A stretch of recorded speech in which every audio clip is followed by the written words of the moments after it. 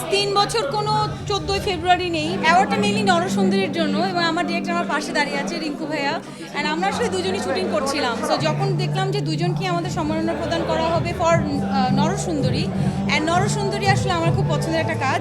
So ওই জায়গা থেকে আসলে আজকে অ্যাওয়ার্ডটা পেয়ে আসলে খুব ভালো লাগছে। অভিনেত্রী হিসেবে আমার ওর যেটা ওর সাথে আমার যে অনেকগুলো কাজ হয়েছে,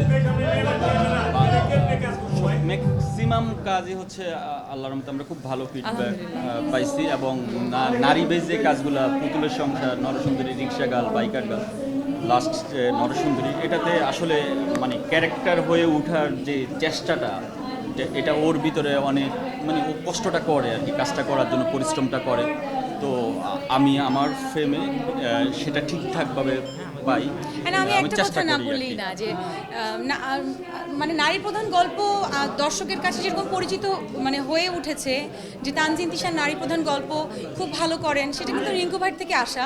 কারণ রিঙ্কু ভাই সাহস করেছে আমাকে নিয়ে নারী প্রধান গল্পে কাজ করার, যার কারণে কিন্তু এখন আসলে মানুষ এক্সপেকটেশন নিয়ে বসে থাকে কবে আমরা একটা নারী প্রধান গল্প নিয়ে কাজ করব।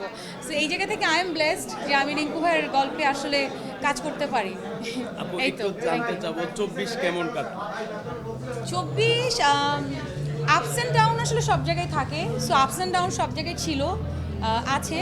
সো আমি তো বলবো আলহামদুলিল্লাহ ভালো ছিল, কারণ আমি সবসময় ভালোটা পিক করি, খারাপটা না। কাঠ ও পিভিসি ম্যাটেরিয়ালের সংমিশ্রণে তৈরি আধুনিক আরএফএল উডিডো, কাঠের চেয়েও কঠোর।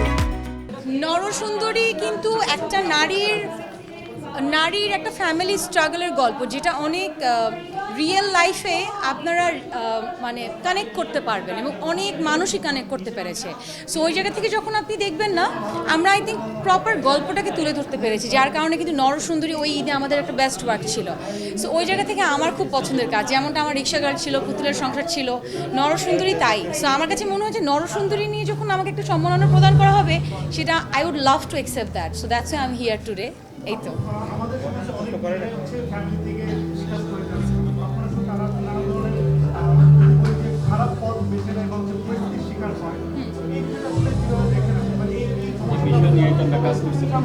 এই বিষয় নিয়েও কিন্তু আমরা কাজ করেছি। আসলে এক একজনের লাইফ এক্সপেরিয়েন্স, স্ট্রাগল কিন্তু totally different. So we can't জাজ somebody, but we can say that আমাদের গোলটা যদি আমরা ফোকাস করতে পারি, then we can do our best, but we can't জাজ সামবাডি বাই দেয়ার লাইফ, এটা আমি বলবো। সামনে 14ই ফেব্রুয়ারি ভালোবাসা দিবস, কি প্ল্যান? আর আপনার কাছে ভালোবাসার সংজ্ঞাটা কি? আমার লাস্ট 3 বছর কোনো 14ই ফেব্রুয়ারি নেই, বিকজ আমার বাবা চলে গেছে 12 ফেব্রুয়ারিতে। সো 12, 13 ফেব্রুয়ারি, 14 ফেব্রুয়ারি আমি আসলে আমার গ্রামে আমার বাবার কবরস্থানের ওইখানেই আমার গ্রামে থাকতে পছন্দ করি। সো আমার লাইফে ভ্যালেন্টাইনের কথা আমি বলতে পারবো না। অ্যান্ড কাজ করেছি বেশ কিছু, আই হোপ সবার ভালো লাগবে। Thank you so much.